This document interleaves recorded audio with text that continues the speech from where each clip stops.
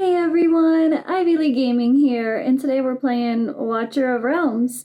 We have dev insights to talk about, and while I'm sort of on a little vacation here, I'm in my hotel room at one of the hot springs locations we like to go to. My parents are in town from America, and well, the show must go on. I have a very busy weekend and week ahead of me again with getting back, being home for a day or so, and then flying to the US, and then coming back again. So I'm gonna be really busy. So you guys might see less videos from me. So I'm gonna be trying, but there might be some days I only post like a YouTube short or two instead. But don't worry, I'm still here. We're just really busy. But we actually did our little gender reveal party for what the baby is. So I will put that little video clip at the end of this video after the dev insights, but yeah, I'm gonna record those and show you guys or talk to you guys about what's going on and have my reactions. It's just gonna be a little bit different and hopefully the audio behaves itself and I can do my best, but I am recording on my phone because the laptop stuff is worse, but let's roll. All right, let's get into it. So, first of all, question 1. I would like a button to sell a piece of gear right after I level it up, instead of having to go back into the sell menu and find it again. Said thank you for your feedback. We're already working on making this possible. Be sure to keep an eye out in our December patches to come. So, this is something that you kind of can do, like as soon as you're done with the instant upgrade, when you get out of the upgrade section, it does let you have a little quick sell button. So it is a little bit better than it used to be already, or maybe it was always there, but I feel like it still could be a little bit better, but it's not too bad. It's not as bad as I thought, honestly. I don't know if they improved it not too long ago, but it's not too bad, really. All right, question 2, add a checkmark box to gear filter that inverts your selection. For example, you can choose a filter on all gear with attack bonus, and it will show you all attack bonus gear. Then you can select the inverse, and it'll show you all gear except for gear with attack bonus. This will help make it easier to clean up large amounts of unwanted gear. All right, now this is something me and Ash, I think, mentioned in our collab. I was like, oh my gosh, the inverse option is exactly what we need. He's like, oh my god, that would be insane. And yeah, look at this response. We've already launched this feature in our newest update. What? Did we not even notice that the inverse option is there? Did I just not notice that that's a thing? Or in their newest update, do they mean the one that's coming in a couple days? I'm not sure, but either way, we have the inverse option, which is insane. I love that about Dragonair. Like if you're working with one of those attack sets, and like attack and attack speed, or the basic attack gear raid 1 set, and you don't want to have a single piece of gear without attack bonus as an option, right? Like, why would you? Why would you want that? Unless it has crit rate and crit damage, maybe. But you could sort that. So anything that does not include attack percentage, which would be amazing. It is there, apparently. Apparently it's there. All right, next, let me translate. All right, good evening. I suggest adding the essence of a mythical artifact to the arena store with a cost of about 1,000. There's nowhere to spend medals, and sometimes you have to wait a very long time for the necessary mythical artifact. You can also add an essence for exclusive mythic artifacts with a cost of like 2,000 and upgrade it once a month. Update it. Thank you. So they replied saying, we'll consider adding legendary artifact essence, but not mythic. They're talking about mythical artifacts, not legendary, guys. Come on, game. Moonton, did you even read it? We don't care about legendary artifacts. You get those very easily. We care about mythic artifacts. Do not give us a special legendary artifact way to get special, artifacts, because nobody cares. We just want mythics. We want exclusive mythics. We don't want that. All right, question 4. The prices in the guild store are too high. We have only enough tokens for all activities to buy skill crystal once a week. I mean, that's not true. I never run out of guild store currency because I'm not buying useless things. I'm not buying the rare demons for Guild War because you can farm those. You should be a little bit more patient. And you shouldn't be buying just all the artifacts for no reason. They're not that great, honestly. So, I mean, maybe buy one just to have like one blood drinker, and maybe that's about it. Ragnarok's okay, but there's so much better options. Like just getting ancestral teachings for your fighters is even better and easier to max out. So I don't know what you're buying to really lose all your guild store currency. But they did say once the Guild War and guild related update is released, you'll have more ways to obtain guild coins. Okay. Question 5. Please be considerate on your energy supply. Your latest event, Bounty Challenge, required tons of energy, and yet there's no energy in redeeming section. Please count the energy usage for your players before launching an event like this. That's actually a good point. I didn't even think about it. Like I was just pointlessly farming promotion raids that I did not need to farm. The challenge is to kill like 170 units. Needed 300 energy for this alone. Yet again, not yet 3 other challenges, plus for, normal daily stuff. And they said, thank you for your suggestion. We'll add more ways to obtain stamina in our upcoming modes. Question 6. Maybe you can make the XP and gold boost be usable. For example, in the current event, players can buy it and don't have to use it instantly. Yeah, this is talked about almost every time as well. Just being able to enable a storage of the gold and XP bonuses. So we could use them when we want and not necessarily when we acquire them. Question 7. Would be cool to get blue shards or golden shard fragments from gear raids. Thank you for your feedback. We're planning for implement random surprise shard drops from raids in the Forerunner server first. If it's well received, then we'll definitely launch it for the official servers. And this is something I really love, guys. And the feedback with the developer interview with Mabucket, which everybody needs to watch for sure, they were very adamant about like when we release an update on the Forerunner server, if people like it, we'll put it out sooner. If they don't, then they work on it, which is amazing to hear a company really care about the community feedback of something before actually implementing it, which is the exact opposite of what we're used to with Plarium, but I might talk about that in a future video. But Forerunner server players, realize how important you are. They need to hear your feedback. The quicker you are to say this is amazing or this is terrible or whatever, the quicker they're going to be to respond as well. So please, if you are playing on the Forerunner server, don't just passively be a player. Do the surveys, communicate in the chats. Make sure you are giving your feedback because it really does matter. And that's how they judge the updates for the global server. The gold situation for early mid-game players is atrocious, way worse than for endgame players. In the very early game, you get some gold from achievements, so your first week is fine. However, once your source runs out, you're completely dry. Yellow and purple gear sell for almost nothing. You can't do higher gold mine stages because you're too weak to beat anything in hard campaign, and there's no other sources of gold this early on. The daily gold income for this stage is around 300k. It's barely enough to buy the fodder for the market. There's no gold left to progress the account, level up fodder, level up gear, or do skill ups on champions. They said, thank you for your feedback, Commander. We'll adjust the price for gear selling so you may obtain more gold. Now, they've already done that once. Does that mean that they're going to do that again? Further improve it? That would be really great. Hopefully that's the case. I apologize, guys, if I sound a little funky or if I have awkward pauses. I'm trying to pause the video in between, but I'm feeling really, really winded today. I think it's just pregnancy, realities of pregnancy kicking my butt. Even just reading this, I'm actually very, very winded for no reason. My body's being a little bit rough. I didn't get good sleep, so I'm trying. And I want to make sure this video is as nice as possible, too, so you guys can listen along. So I'm trying to pause when I can, but if I sound winded, it's because I am, for no reason. Pregnancy life, man. All right. So, question 9. Improve the Pantheon daily rewards. Mine is already level 160, and the rewards we get are minimal. They said, we'll consider adding more rewards in the daily chests for Hyperion and Pantheon.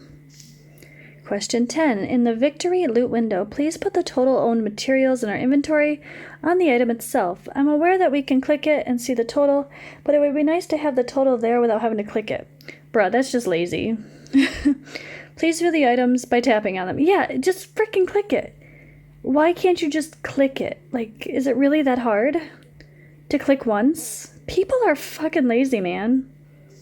That's another level of lazy. I'm sorry. Question 11. It would be nice to have some kind of play mode that doesn't consume resources, shouldn't be auto-battled, and offers some small reward of some kind. Currently, there's several play modes. Campaign, raids both consume stamina, arena consumes arena tokens, guild boss consumes keys, faction trials and tide consume attempts. Please create a play mode that doesn't consume resources. It could be for a normal reward or simply bragging rights. Yeah, there's like maybe some sort of like just testing or fun phase where you're like kind of worked on maybe what the codex is going to be, where you can challenge the bosses maybe as much as you want. Like, you want to spend all day challenging the same boss 100 times, you can do that just to try to get the best score. Maybe that's kind of what that's going to be. I think that's what this is. We're continuously working on adding more modes to the game, and we'll be sure to work on creating a mode in which does not consume any resources soon. I'm curious. Actually no, because like I feel like the one, the codex, sounded like it was only a few times a week that you can challenge it. But it would be nice if that's something that I think you can do over and over and over again without choosing to accept the attempt or not. So you could like practice and get better and spend time working on your comps. Alright, question 10. Spent the last few days playing toward the goal of summoning as much as possible, trying to take advantage of the summoning system and events happening at this time. Must have summoned 100 heroes and never got a legendary. I'm enjoying this game, but I feel incredibly frustrated. I feel like I'm wasting time and money for no reward. In fact, it's frustrating enough to make me want to leave bad reviews and quit. You should really increase epic and legendary summoning chances so there's more reward for your patrons. The other thing, I noted there's very erratic challenge levels jumps in the game. Like, you design stages to either be easy or crazy hard. I'm suggesting you make the increase of difficulty more consistent. Alright, we'll optimize the difficulty level so it becomes relatively easier for you to play in the later stages of the game. They didn't address the summons at all, of course. That's kind of funny. But honestly, this game is way more generous than a lot. It's not hard to get summons, but, I mean, yeah, 200 pity sucks. But unlike a game like Raid Shadow Legends, which this has the same pity as, all of your diamonds, most of your diamonds you're going to use for summons. You save some for stamina, then the rest are for summons. And all of the summons you do, which give you common and like uncommon heroes, advanced heroes as they call them here, they all count toward that pity. It's like Raid Shadow Legends combining your mystery shards and your ancient shards and having that count toward your guaranteed legendary pity, which is way more generous. Plus you sell your rares that are bad and you get more diamonds to summon even more. So I don't think this game is nearly as bad as maybe some people that are used to very generous games may feel, but if you compare it to other gachas, honestly, even just like Infinite Magic Raid didn't even feel this generous. And I thought that game was generous. But yeah, definitely a million times better than Raid if you look at it in different ways. Alright, pause for translation. Alright, set up a training camp where you can try different equipment and see how the damage changes. Also that you can try combinations of heroes in there, try to understand which hero the player has, make optimal teams, etc. for arena or guild boss. And they said, thank you for the suggestion. We'll keep this in mind, and we'll keep the idea of having a training camp in mind. So it's not one of their current plans, but they're open to it. Alright, 14 here. In the summoning feature, you have implemented a pity system. This is great and definitely needed. However, you don't show what the player count. Sorry, you don't show the player their count. Why? Is it because the developers don't want us to actually know how many times we've been robbed? I want to be able to see how many times I've summoned since my previous 5-star hero. Honestly, I feel like my number is pushing 300 since I last received my 5-star. Sorry, I'm like totally dyslexic today, mixing up words, but I got it.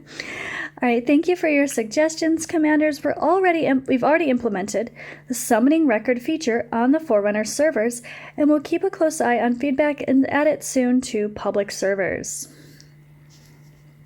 Question 15, or comment. Please make skill ups more available. A pack with XP bonus, gems, skill ups would be awesome. So the reply is that there's currently packs where you can get skill crystals from. We encourage you to purchase as you see fit. In the meantime, we'll also work on optimizing the content of these packs. Maybe to be a little more generous. So this next one, please revert the prices in the US dollar shop for some countries. You cannot expect all people over the world to make as much money as an average US citizen. I'll be asking for this issue to be addressed by the devs. We're definitely working on different prices for packs based on regions. However, this is going to take a relatively longer period of time. We kindly ask for your patience.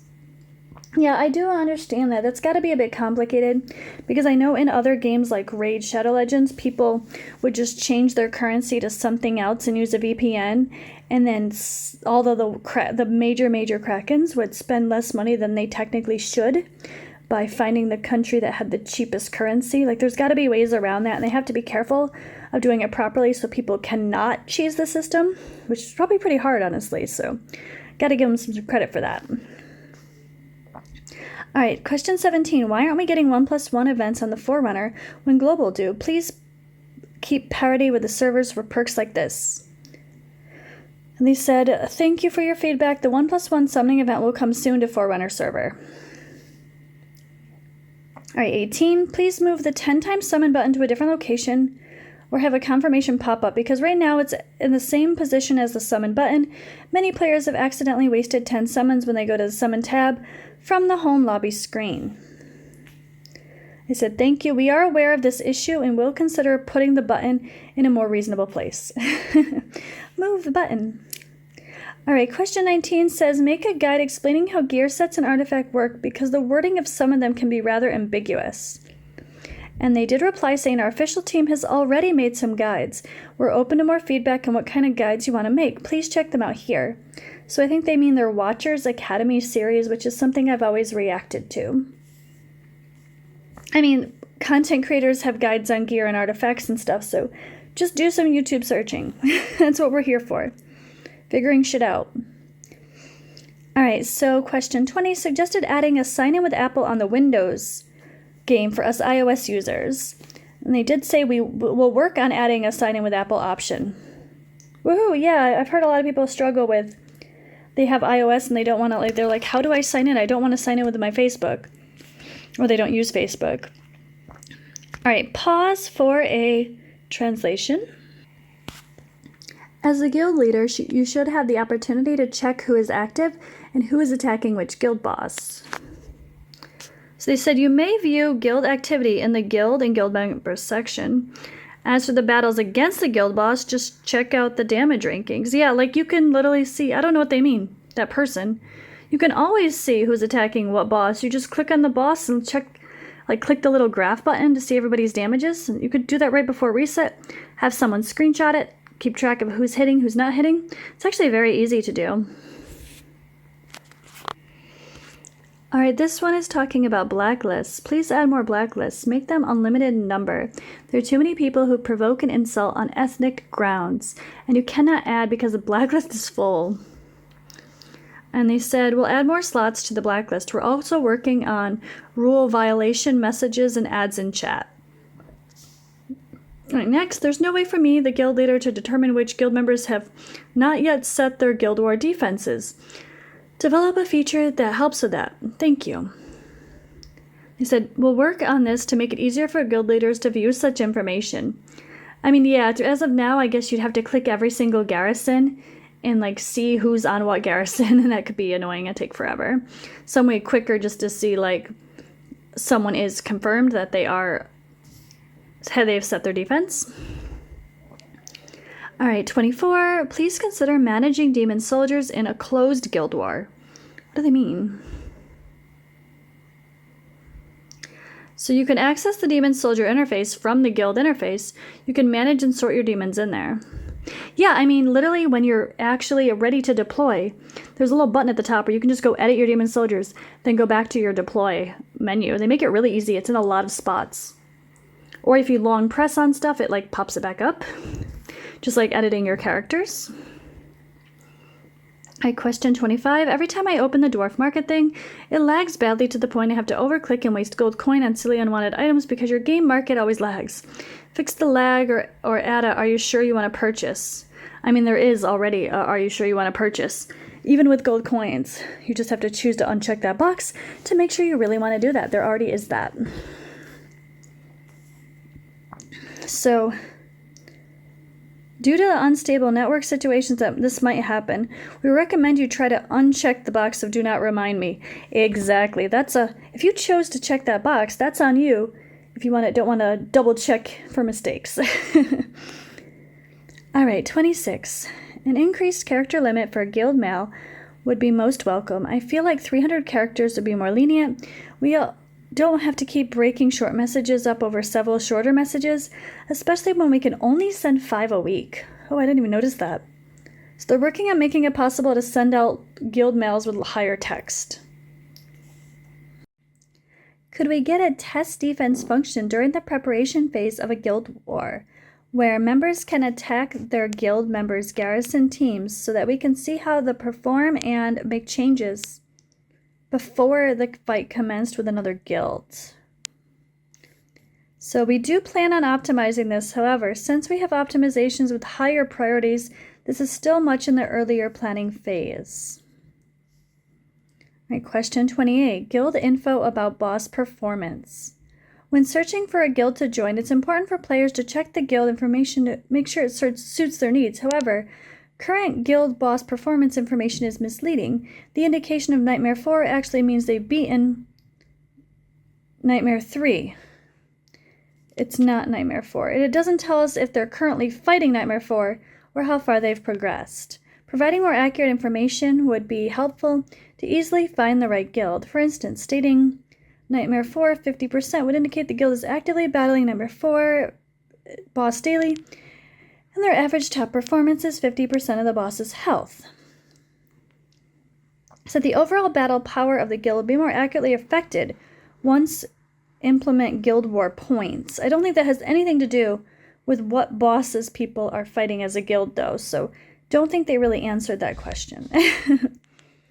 All right, 29. You should give players the option to remove their teams from chosen garrisons in guild war prep phase. Currently, the only way to change is to occupy another open position. However, if the guild leader wants to make changes in the guild defenses, such as swapping players' locations, it's not possible once all the strongholds and towers are occupied.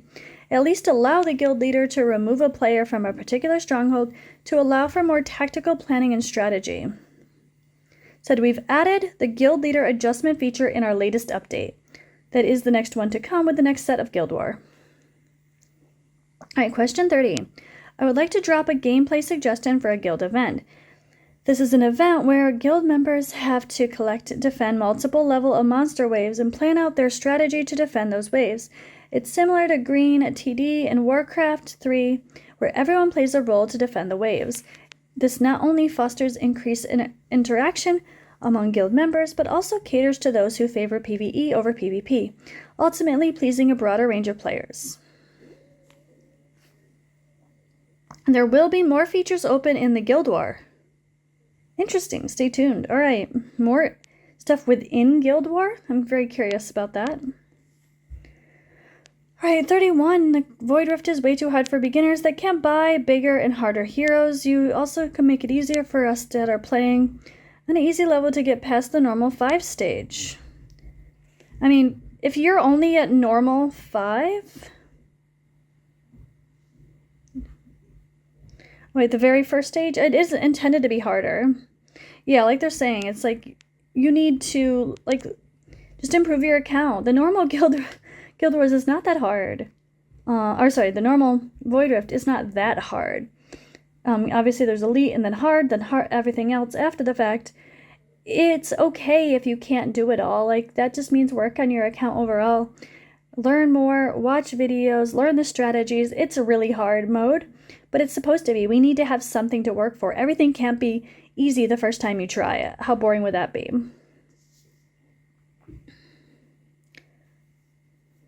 Okay, this one I'm going to skip. It looks like they're kind of saying whatever this person's asking is already in game. This one's pretty clear here, talking about skins, so I'm just gonna read the response instead of waiting for translation. But if you guys want to see briefly, here's some French.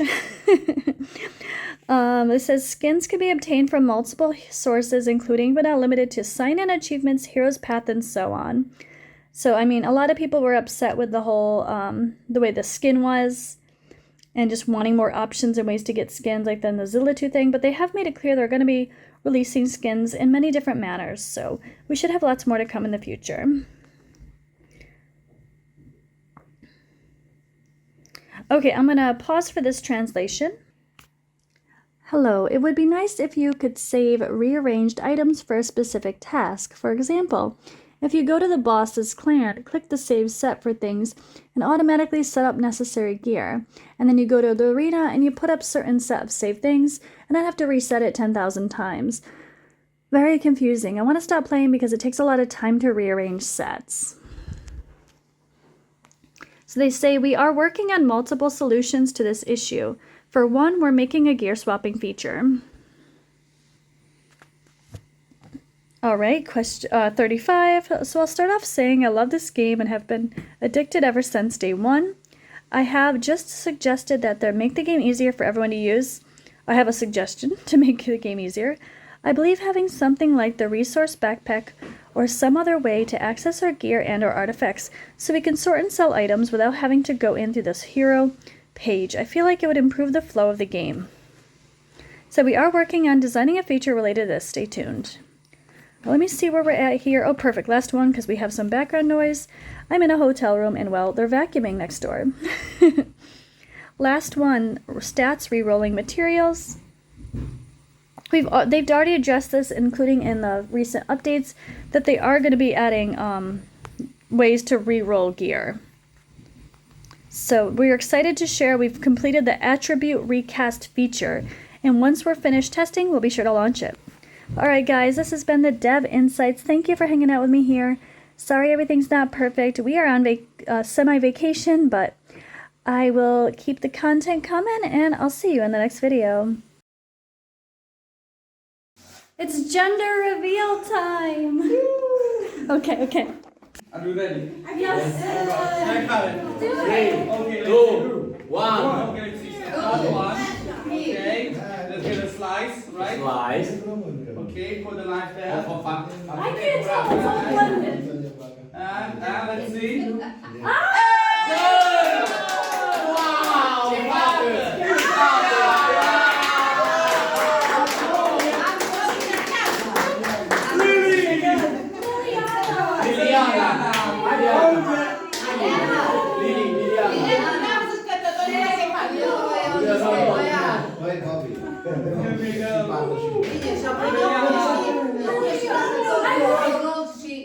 I